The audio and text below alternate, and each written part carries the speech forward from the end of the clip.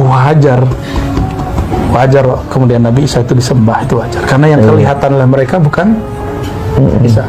Jadi kalau orang tuh nyembah Nabi Isa yang kelihatan sifat Allah, dia muwahhid. Dia dihisapnya aman ntar.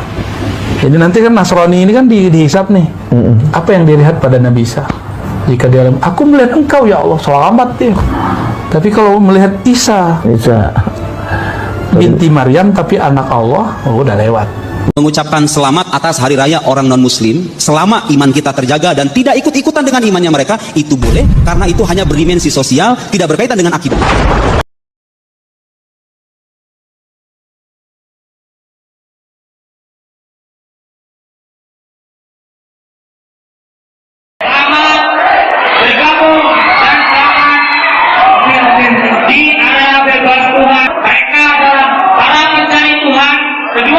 Jurusan perbandingan agama, mereka adalah para petanding agama. Ketiga, jurusan tasawuf. Keempat, jurusan tafsir hadis, mereka adalah para penafsir Tuhan. Kebenaran itu tidak hanya bisa didapatkan dalam satu agama. Kita tidak hanya bisa mengklaim bahwa Islam itu yang terbenar, karena pada dasarnya semua agama itu mempunyai kebenaran. Marilah kita bersama-sama kita menafsirkan Tuhan. Selamat datang pada jurusan tafsir hadis. Di sini tafsir hadis adalah satu titik poin yang merupakan bahwa penafsiran yang ada dan penalaran yang ada adalah perlu kita kaji ulang, perlu kita tafsirkan kembali dengan adanya Tuhan. Apakah arti Tuhan sebenarnya? Tidak mau mempunyai Tuhan yang takut sama pikiran manusia. Maka ada Tuhan yang takut sama akal manusia.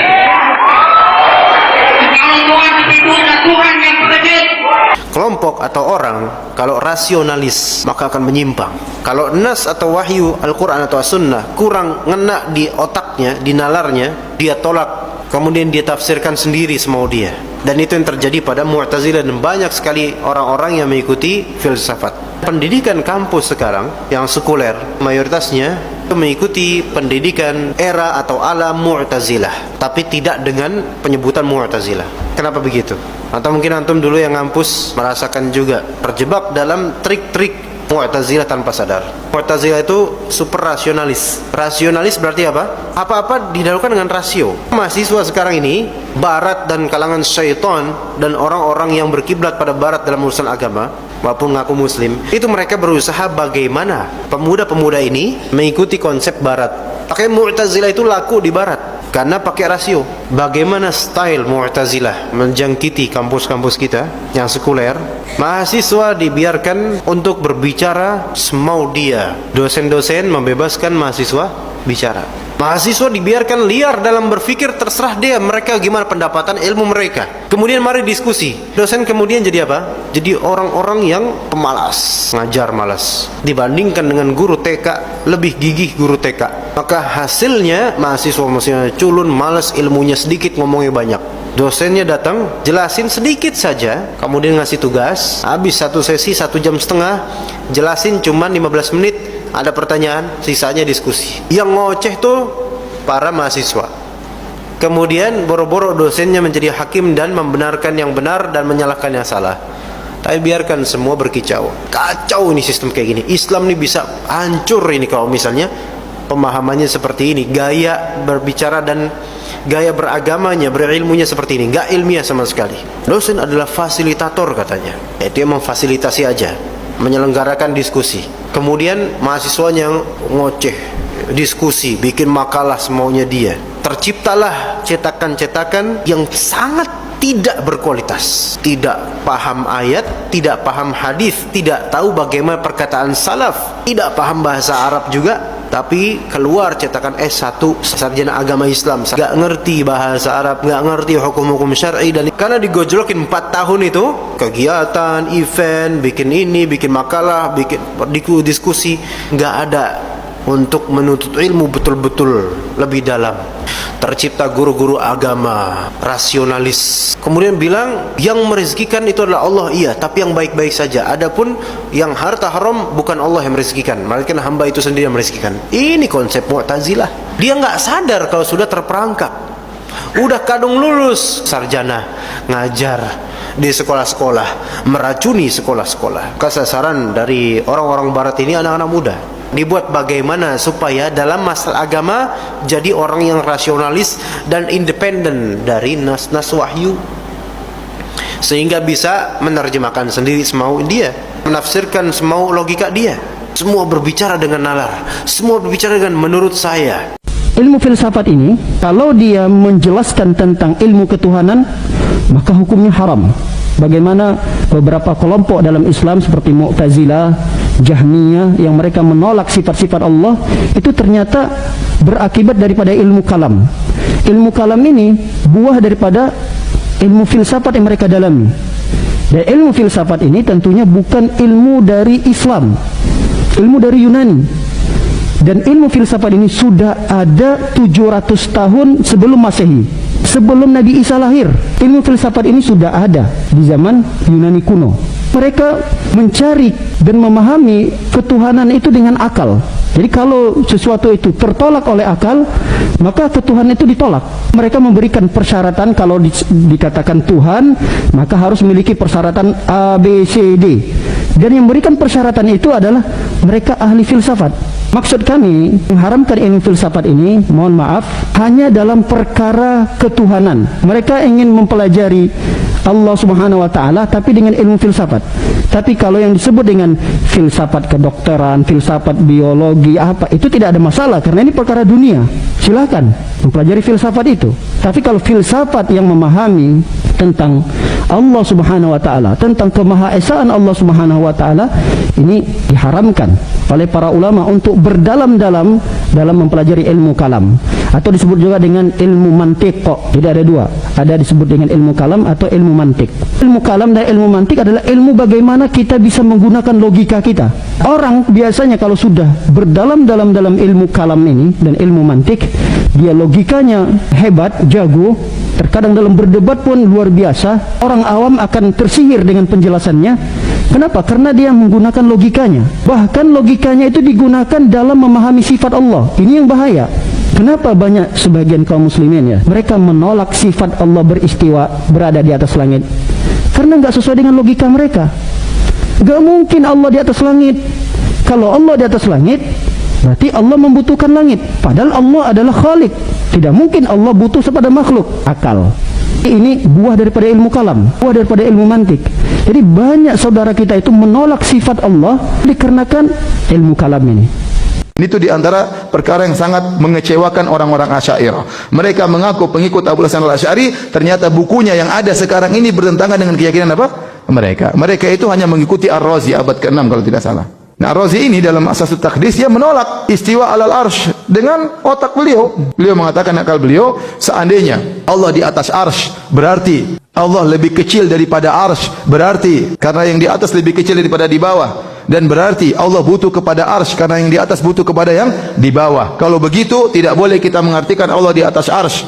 Dengan akal dia kita tolak ayat ini, kita rubah ayatnya dengan makna Allah menguasai apa? Arsh. Ini contoh, dia terapkan kaidah dia.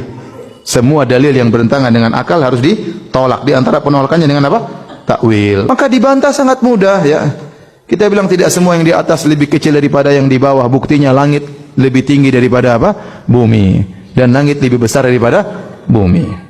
Tidak berarti yang di bawah menaungi yang di atas. Bukankah bumi tidak menaungi langit? Bahkan bumi dalam apa? Langit.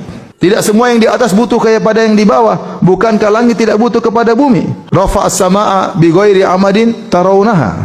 Allah mengangkat langit tanpa ada tiang yang menyanggahnya dari bumi, enggak ada.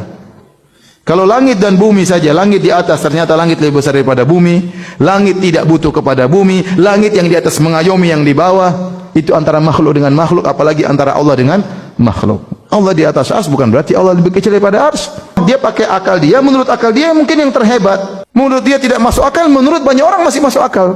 Nah, kalau kita menjadikan syariat harus ditimbang dengan akal, akal siapa yang menjadi patokan? Akalnya Ar-Razi, akalnya Asy'ariyah, akalnya Mu'tazilah, akalnya Jahmiyah, atau akalnya sahabat? Siapa yang menjadi patokan? Makanya benar kata Imam Malik, bi ayyi aqlin yuzanul kitabu was sunnah. Dengan akal siapa kita menimbang Al-Quran dan Sunnah? Kalau kita caranya menimbang agama dengan akal, kita akan berpindah-pindah agama kita. Ketemu orang lebih pintar berakal, kita pindah lagi akidah kita, berubah-ubah. Metode mereka adalah dengan mendahulukan akal daripada dalil, dan ini metode yang sangat berbahaya. Filsafat bukan dari Islam, tapi orang masukkan ke dalam Islam. Filsafat berasal dari Yunani, penyembah berhala, penyembah bintang-bintang, orang yang tidak beriman kepada para nabi dan rasul. Kenapa bisa masuk ke dalam Islam? Ajaran filsafat itu pada abad kedua Hijriyah, atas perintah sebagian khalifah yang terpengaruh dengan ajaran sesat, telah memerintahkan sebagian ahli untuk menerjemahkan kitab-kitab Yunani ke dalam bahasa Arab, yang kemudian dibaca oleh sebagian kaum muslimin. Kemudian orang-orang ini mulai memadukan antara filsafat Yunani dengan ajaran Islam. Maka mulailah masuk ke dalam Islam ajaran filsafat itu, yang telah membuat kerusakan yang tidak kecil pada kaum muslimin, pada hidup dan kehidupan keagamaan mereka saat itu dan sampai hari ini. Di antara tokoh-tokoh filsafat yang menerjemahkan, meluaskan, mensyarahkan seperti Al-Farabi dan Ibnu Sina. Mereka memang filsuf yang telah menyimpang dari manhaj para sahabat. Karena itu para ulama Ahlus Sunnah bangkit membantah mereka. Surga itu di mana? Di atas atau di bawah? Di mana antum tahu bahwa surga di atas? Karena Adam diturunkan. Kalau turun dari atas. Surga disebut oleh Allah SWT inda malikin muqtadir, di sisi Allah Maharaja yang sangat berkuasa. Antara Adam diturunkan, kemudian surga di atas, ruh orang yang meninggal diangkat lagi ke atas dan disebut berpulang ke rahmatullah. Kemudian Allah jelaskan dirinya di atas, malaikat melaporkan lagi kerjanya, naik lagi ke atas. Ini semuanya sejalan. Tapi pas pembahasannya berubah dari ayat-ayat Allah, sunnah-sunnah Nabi SAW, akhirnya orang ribut gara-gara Allah di atas. Sudah jelas surga di atas, di sisi Allah yang maha tinggi dan maha berkuasa. Kemudian setiap anak Adam bila meninggal, ruhnya diangkat ke atas. Kan itu yang dipelajari selalu, bahwa ruhnya diangkat ke atas, sehingga dikenallah dalam bahasa manapun, bahasa dunia, dalam bahasa Arab, dalam bahasa Indonesia, sudah mangkat ke mana? Ke atas. Malaikat di malam Lailatul Qadar turun ke bumi, habis itu naik ke atas lagi. Malaikat melaporkan amal kepada Allah, naik ke atas. Jelas alamatnya, sehingga laporannya sampai. Kalau tidak jelas, laporannya tidak sampai. Tapi pas pembahasan di mana Allah ribut sesama kaum muslimin yang tak pernah ribut di generasi pertama, baru ribut setelah datangnya keedah-keedah buatan manusia. Ya, kalau begini mesti begitu, kalau begitu mesti begini. Kita bilang pula kalau begitu tak mesti begini, dan kalau tidak begitu tidak mesti begini. Ya, gitu kan buatan manusia semuanya. Lalu dicari ayat-ayat yang mutasyabihat, dijadikan untuk menghukum ayat-ayat muhkamat. Ini terbalik. Yang jelas harusnya memimpin, yang tak jelas harusnya di belakang. Ayat muhkamat harus memimpin di depan, ayat mutasyabihat mengikut dari belakang. Mukhalafatu lil hawadits dan qidam dikatakan bid'ah. Pertanyaannya, sumbernya sebetulnya dari mana yang selama ini sampai ke kami sifat-sifat 20 mungkin ya, sifat-sifat 20. Jadi begini, ada namanya akidah Asy'ariyah. Akidah Asy'ariyah itu disandarkan kepada Abul Hasan Al-Asy'ari. Siapakah Abul Hasan Al-Asy'ari? Abul Hasan Al-Asy'ari ini adalah orang yang melewati 3 jenjang dalam hidupnya. Antum tahu Abul Hasan Al-Asy'ari anak tirinya Abu Ali Al-Jubba'i. Abu Ali Al-Jubba'i adalah dedengkot Mu'tazilah, tokoh Mu'tazilah. Dia menikah dengan ibu kandungnya Abul Hasan. Jadi yang miara Abul Hasan dari kecil ini seorang dedengkot Mu'tazilah. Maka marhalah pertama dari kehidupan Abul Hasan adalah dia terkontaminasi dengan akidah Mu'tazilah. Akidah Mu'tazilah itu dalam bab sifat, dia menafikan sifat-sifat Allah dan hanya menetapkan nama. Jadi nama kosong, nama nggak pakai sifat. Alim bila ilm, sami' bila sama, dan seterusnya tadi. Kemudian dia mulai berinteraksi dengan ahlu sunnah. tapi dia belum benar-benar pindah ke ahli sunnah. Dia mulai tersadarkan dengan bid'ahnya Mu'tazilah dan dia berusaha untuk membantah Mu'tazilah, tapi tidak menggunakan metodologi ahlu sunnah, tapi menggunakan metodologi ilmu kalam, ya mirip dengan filsafat, sehingga terjadi kontradiksi pada konsep pemikiran Abul Hasan Al-Asy'ari pada periode yang kedua ini. Dan sayangnya ini yang lebih populer, ini yang kemudian dijadikan sebagai akidah yang dianggap representasinya ahlu sunnah wal jamaah, padahal bukan, karena ada konsep yang sangat mendasar sekali yang membedakan antara ahlu sunnah dengan asy'ariyah. Intinya adalah asy'ariyah ini mengedepankan logika, akal, dan menomorduakan dalil. Mereka akan terima dalil kalau mereka bisa cerna dengan akal. Ini masalah utamanya di sini. Kalau nggak bisa, mereka akan mengonsep menurut akal mereka, dan konsep mereka itu jelimet sekali. Mukhalafatul lil hawadits itu antum tanyakan kepada orang yang mengajarkan ini, antum akan bingung dengan penjelasannya. Rumit sekali, sulit difahami. Karena emang bukan dari sunnah, bukan dari Quran, dari filsafat itu dikembangkan. Dan sayangnya ini yang dijadikan sebagai akidah resmi di banyak negeri-negeri berpenduduk mayoritas muslim, termasuk di Indonesia. Saya dulu waktu SD juga belajarnya ini. Tapi setelah saya belajar akidah ahlus sunnah wal jamaah yang sebenarnya, alias akidah salaf, baru ketahuan, wah ternyata banyak errornya juga ini konsep ini. Kenapa cuma 20 sifatnya? Sifat Allah banyak, setiap nama mengandung sifat. Kok cuma 20 yang diterima, yang lain-lain bagaimana? Dan kenapa kok yang ini diterima sebagai sifat? Misalnya apa? Wujud, al-qidam, al-baqa, al-mukhalafah lil hawadits, qiyamuhu binafsihi, apalagi? Wahdaniyah, terus dan lain-lain. Tayyib, bu, sudah semuanya aja kita tetapkan sifat-sifatnya. Kenapa pilih-pilih? Karena begini, yang sebagian yang kita tetapkan sebagai sifat wajib ini, akal kita mengharuskan Allah punya sifat itu. Lah yang lain kenapa menurut akal Anda? Mustahil bagi Allah. Yang apa yang mustahil? Apa yang mustahil coba? Masalahnya gini, akal kita itu nisbi, tidak sama akal ana dengan akal antum. Tiap kepala ini punya daya nalar sendiri-sendiri. Kalau akal manusia dijadikan sebagai tolok ukur, akhirnya versinya banyak banget.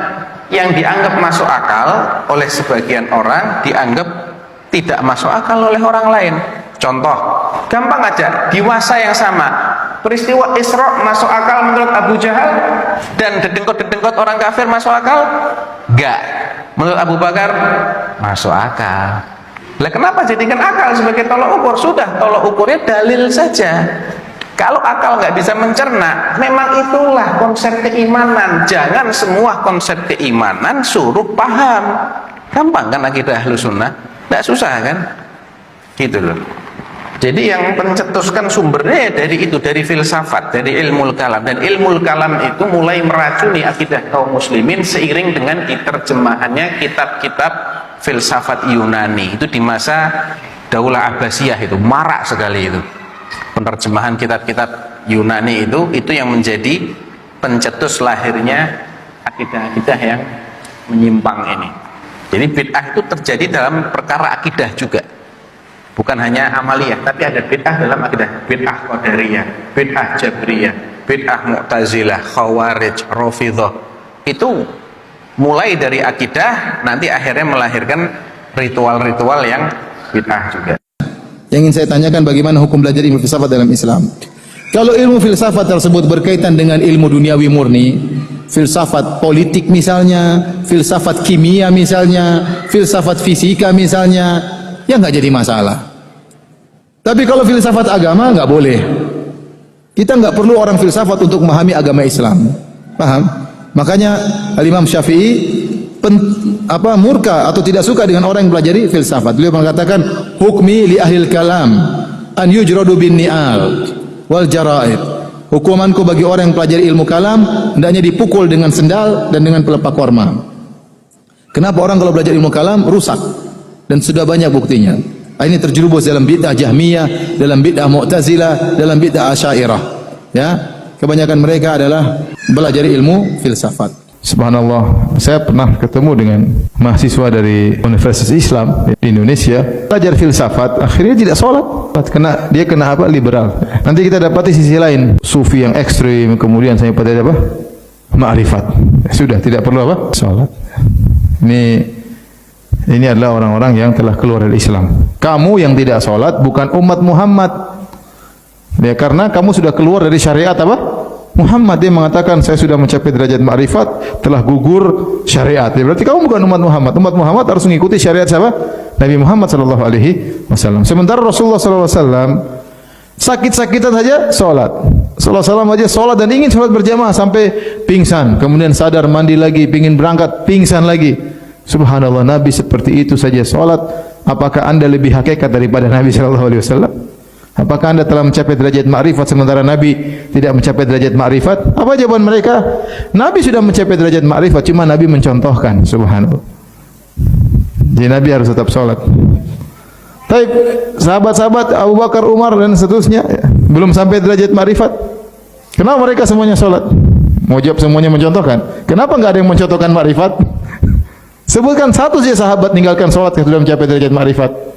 Enggak ada. Kenapa mereka begini? Karena mereka salah tafsir firman Allah Subhanahu wa taala, wa'bud rabbaka hatta ya'tiyakal yakin. Akhirnya di surat Al-Hijr, beribadalah kepada Rabbmu sampai datang keyakinan kepadamu. Padahal keyakinan tersebut maksudnya kematian. Ayat yang suruh kita beribadah sampai mati justru suruh meninggalkan ibadah menurut mereka. Wa'bud rabbaka hatta ya'tiyakal yakin. Sembahlah Tuhanmu sampai datang keyakinan. Maksudnya apa? Sampai mati. Kalau sudah mati kau derajat pindah pada derajat yakin, semua akan terbuka hakikatnya oleh Allah Subhanahu wa taala.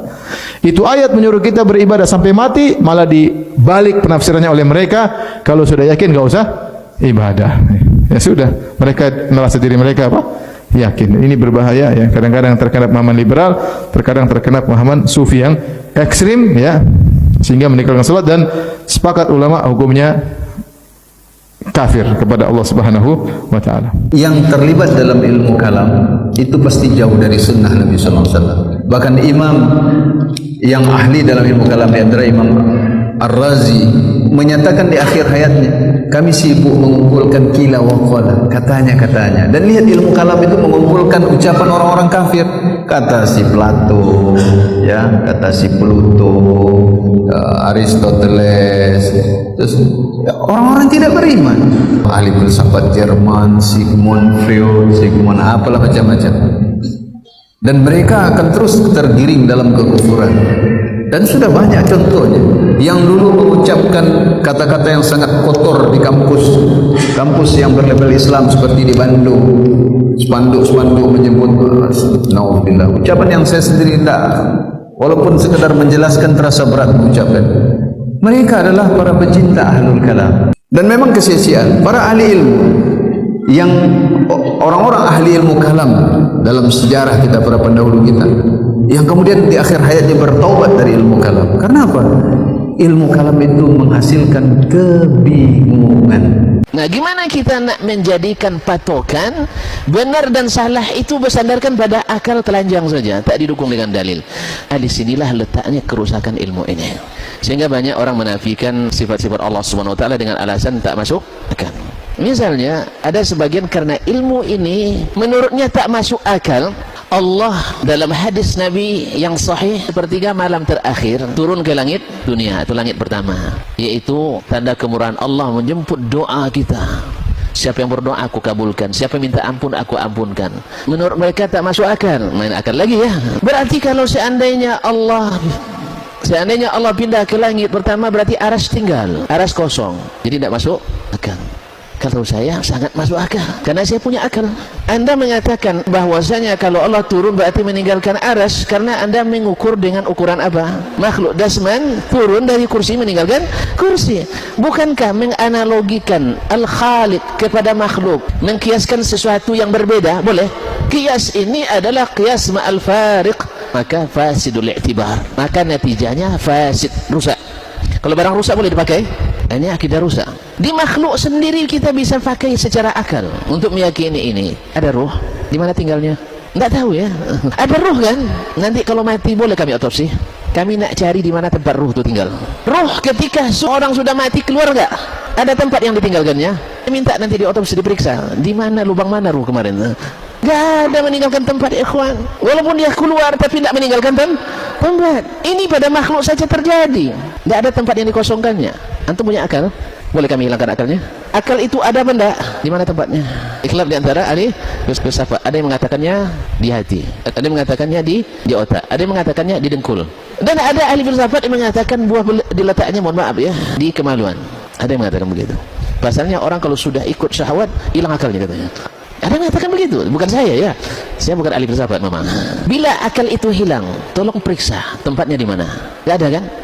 Jadi bahasa bahwa sesuatu bila pergi meninggalkan sesuatu tempat, ini adalah kias yang tidak benar. Karena di makhluk sendiri ada sesuatu yang pergi tidak meninggalkan bekas. Contohnya roh tadi. Tak ada akidah ini yang tak masuk akal. Kalau tak masuk akal karena tersumbat. Akibat daripada ilmu ini lagi. Sehingga terjadilah berbagai penyelewengan akidah ketika kita bawakan ayat-ayat Al-Quran, hadis-hadis Nabi, kita dijauhkan daripadanya. Dengan alasan tak masuk akal, tidak sesuai logika, ini tidak sesuai dengan akidah, keyakinan umumnya masyarakat dan sebagainya. Kenapa? Karena masuk ilmu al-falasifah, ilmu mantiq. Jadi selama kalian belum membaca, mempelajari perkataan para ulama tentang rusaknya ilmu itu, lemah subuhatnya, lemahnya penelitiannya, karena saya takut akan masuk lebih dulu ke dalam hati salah seorang kalian min subuhat yang mereka pasarkan itu, padahal dia belum memiliki ilmu yang cukup untuk menolak subhat tersebut. Dan rata-rata kita adalah orang yang lemah, seperti kata ulama Abu Bakar Al-Barbahari menyebutkan, hati-hati kita ini lemah dan fitnah subuhat itu keras tarikannya. Saya melarang kalian, wahai anakku, jangan mempelajarinya, sebab kalau kalian belum berilmu yang cukup untuk menolak subuhat itu, kalian termasuk yang terjatuh dan terjerumus ke dalam subuhat tersebut. Karena asalnya subuhat, asalnya adalah subuhat. Apa tadi asal subuhat? Segala sesuatu yang tak sesuai dengan akal mesti disesuaikan dengan akal. Berapa banyak syariat yang tak sesuai dengan akal ya ikhwan? Misalnya bagi akal ibu-ibu, bapak-bapak nikah 4 orang kan tak boleh, kan tak masuk akal kan? Coba tanya bu ibu, masuk akal tak ya? Pasti tak masuk akal, iya kan? Lalu ditolaklah ini.